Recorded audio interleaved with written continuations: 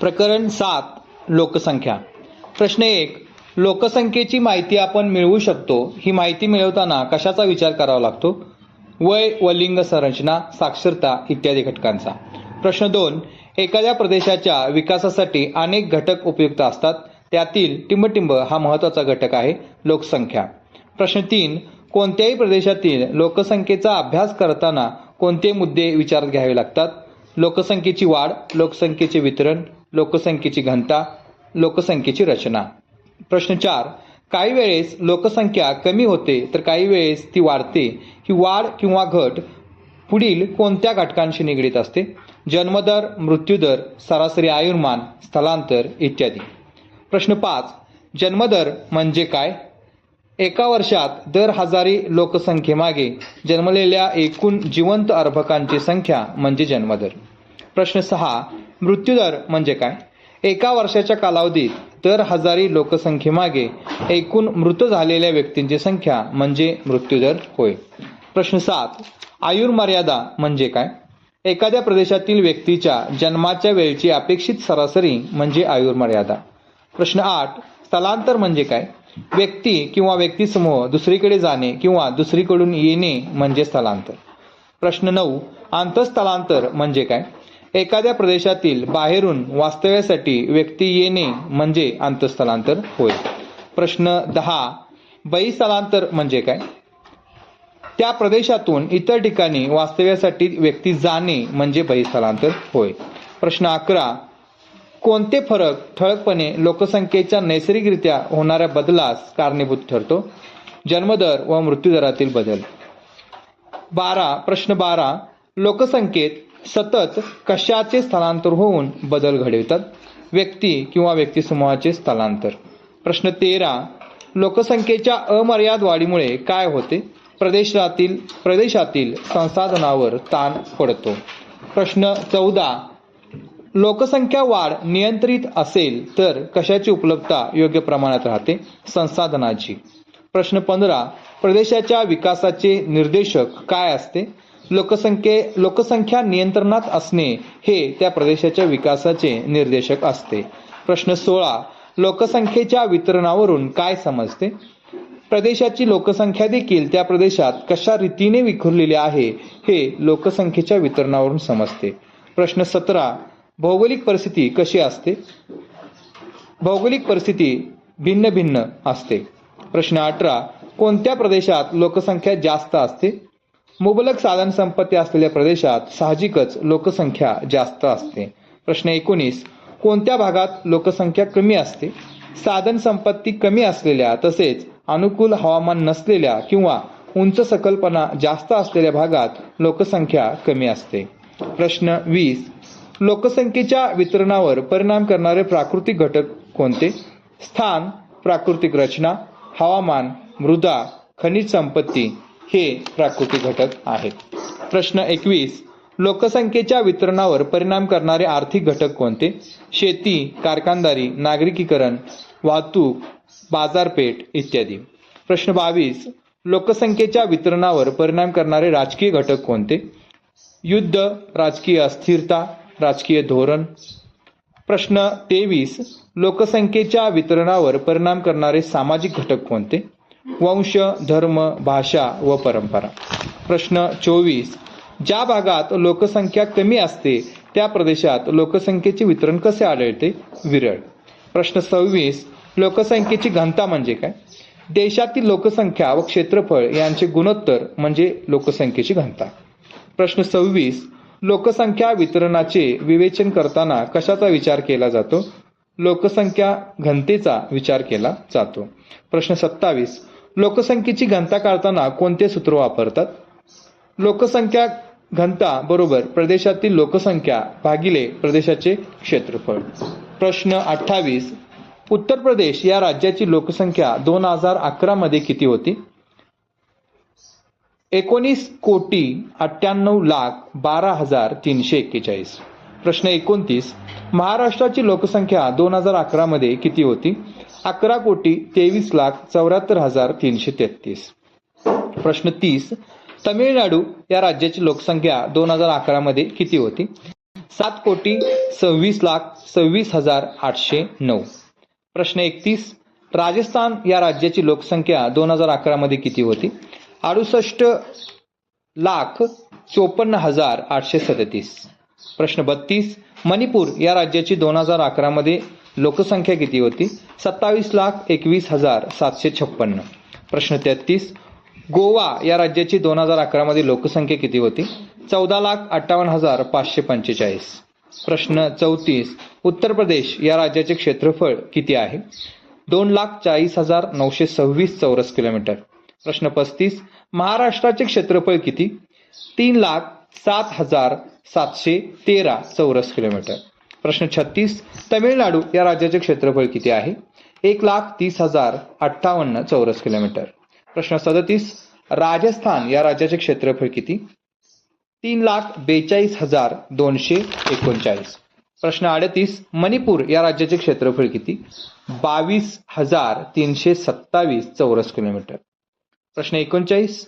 3,707 चौरस किलोमीटर कोणत्या राज्याचे क्षेत्रफळ आहे? गोवा. प्रश्न 40. एखाद्या प्रदेशाचे क्षेत्रफळ व येथील लोकसंख्या यावरून काय समजते?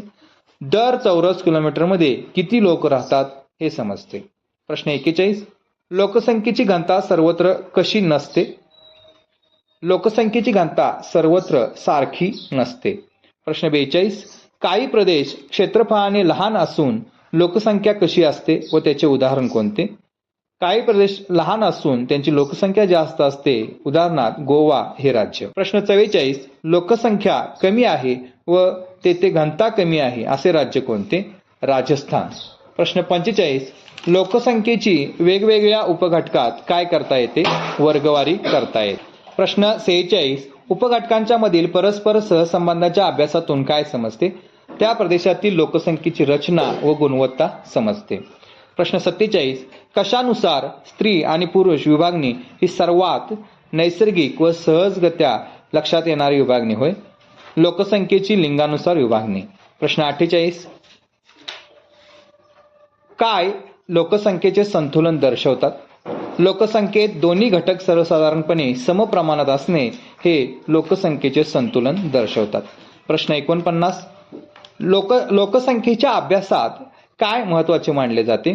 स्त्री पुरुष प्रमाण महत्वाचे मानले जाते. प्रश्न 50. लिंग गुणोत्तर प्रमाण काढण्याचे सूत्र कोणते? लिंग गुणोत्तर प्रमाण बरोबर स्त्रियांची एकूण संख्या छेद पुरुषांची एकूण संख्या गुणिले 1,000. प्रश्न 51. दर हजारी पुरुषांच्या मागे स्त्रियांची संख्या कमी असल्यास त्यास लिंग गुणोत्तर कसे आहे असे म्हणतात? कमी आहे असे मानतात. प्रश्न 52. दर हजारी पुरुषांमागे स्त्रियांचे प्रमाण जास्त असल्यास हे लिंग गुणोत्तर कसे आहे असे मानतात? जास्त आहे असे मानतात. प्रश्न 53. कोणत्या राज्यात लिंग गुणोत्तर सर्वात जास्त आहे? केरळ. प्रश्न 54. कोणत्या राज्यात लिंग गुणोत्तर सर्वात कमी आहे? हरियाणा. प्रश्न 55. महाराष्ट्रातील लोकसंख्येचे संतुलन साधण्यासाठी कोणता बदल अपेक्षित आहे? स्त्री पुरुष समान असणे हा बदल अपेक्षित आहे. प्रश्न 56. कोणत्या ठिकाणी प्रामुख्याने पुरुषांचे बहिस्थलांतर जास्त असते? ज्या ठिकाणी स्त्रियांचे प्रमाण पुरुषांच्या पेक्षा जास्त असते त्या ठिकाणी. प्रश्न 57. बहिस्थलांतर बहुतेकदा कशानिमित्त होते? रोजगारानिमित्त होते. प्रश्न 58. लोकसंख्येची वयोगट रचना केव्हा समजते?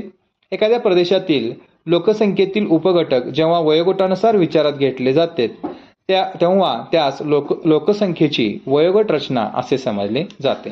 प्रश्न 59. लोकसंख्येची वयोगट रचनेचा उपयोग कशासाठी होतो? भविष्यातील वयोगट रचनेतील गतिमानता मोजण्यासाठी होतो. प्रश्न 60. भारतात कार्यक्षम लोकसंख्या गट म्हणजे कोणत्या वयातील व्यक्तींचा गट? 15 ते 59 या वयातील व्यक्तींचा गट. प्रश्न 61. 15 ते 59 या वयातील व्यक्तींचा गट काय म्हणून ओळखला जातो? कार्यक्षम लोकसंख्या म्हणून ओळखला जातो. प्रश्न 62. अवलंबित लोकसंख्येचे किती उपगट केले जातात?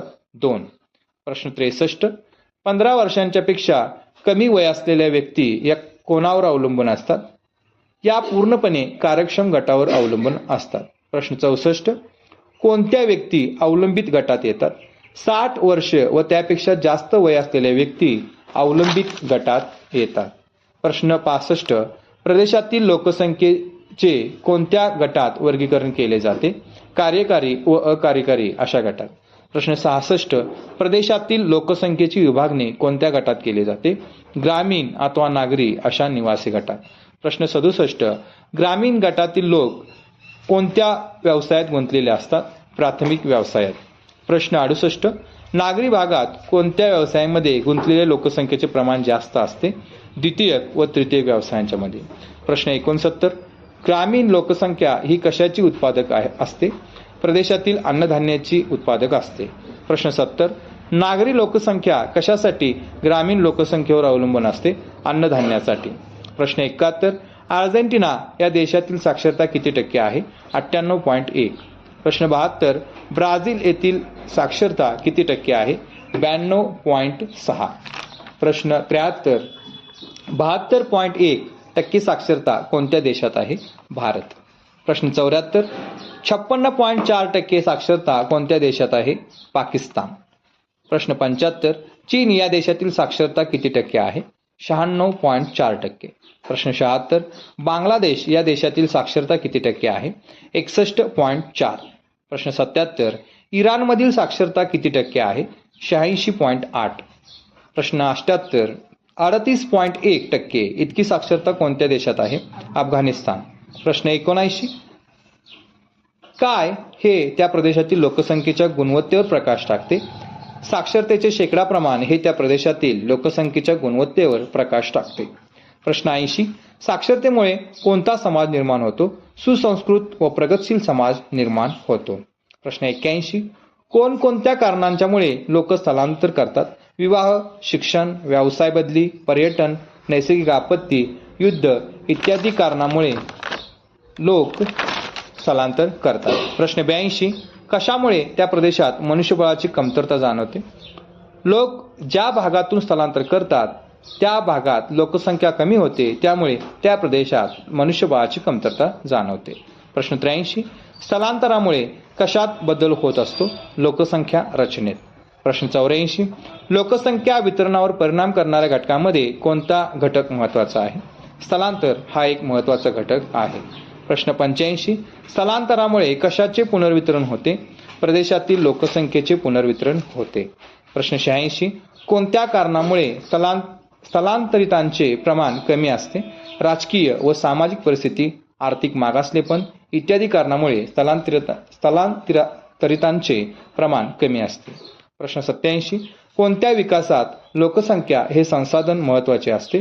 कोणत्याही देशाच्या आर्थिक, सामाजिक, सांस्कृतिक विकासात हे संसाधन महत्त्वाचे असते. प्रश्न 88. लोकसंख्येच्या गुणवत्तेनुसार कशाचा पुरवठा होतो? कुशल व अकुशल मनुष्यबळाचा. प्रश्न 89. एखाद्या देशाचा विकास फक्त कशावरून मोजला जायचा?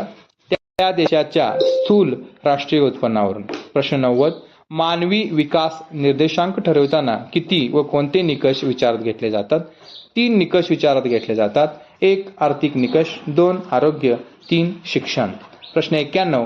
मानवी विकास निर्देशांकांचे मूल्य किती ते किती दरम्यान असते? 0 ते 1. 92. प्रश्न 92. लोकसंख्येच्या घनतेवर कशाचा जास्त प्रभाव आहे? औद्योगिकीकरण व नागरिकीकरणाचा प्रभाव जास्त आहे. प्रश्न 93. HDI चा फुल फॉर्म काय? Human development index. प्रश्न 94. UNDP चा फुल फॉर्म काय? United nation development programme. प्रश्न 95. सर्वेक्षणातून आपल्याला कशाची माहिती मिळते? लोकसंख्येशी निगडीत विविध घटकांची माहिती मिळते. प्रश्न 96. सर्वेक्षणाला काय म्हणतात? जनगणना असं म्हणतात. प्रश्न 97.